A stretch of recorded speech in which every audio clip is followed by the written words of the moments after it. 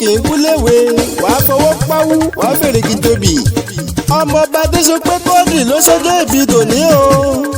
ọmọ Asorolu Ayinla aró ìjòyè adélé tejiteji ọmọ kùtùkùtù là ń jẹ́ wèrè pé ẹni tó jẹ lọ́sàn-án òrojú ẹni tó jẹ lọ́sàn-án kò fara rẹ lọ.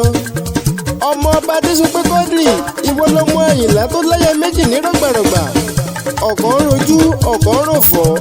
Ayinla bá pè yí tó rojú tì ló bá mú ẹlẹ́fọ́ lọ. ọmọ òbí Àlàdé ọmọ Asorolu Ayinla ayégoro bàbá Adéfẹ́mi ìgbà ọdún kan ni láṣẹ ọba mi Èdùmàrè.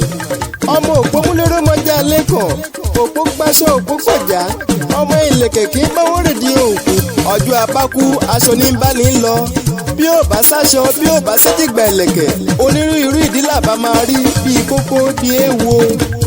ìwọ lọmọ òpó kájà òpó kárọ̀yọ̀ káwọn ẹni tó ló bá jura wọn lọ. ọmọ òpó kọrọbítí ìwọ lọmọ òpó kọrọbìtì. ọmọọba Adésopé mo ti rọ́jò eré òní mọ̀yà tó bá wá ń gbóhùn nínú àwo. àrẹ̀mọ Adéyẹmí Ìfẹ́olú Adédọ́gbọ́n ló ní máa kí ẹkú ayẹyẹ orí kádùn lọ́lá olúwa òní dẹni ẹ̀dá fètè ẹ̀gàn pé. tó máa bí wípé talẹ́ni tó ń kọrin ewì yìí Abolúwadé lèmi ń jẹ́ ọ̀dọ́mọdé Akewi Ìgbàlódé àjẹnàkú tómi gbóyè tì láàjì.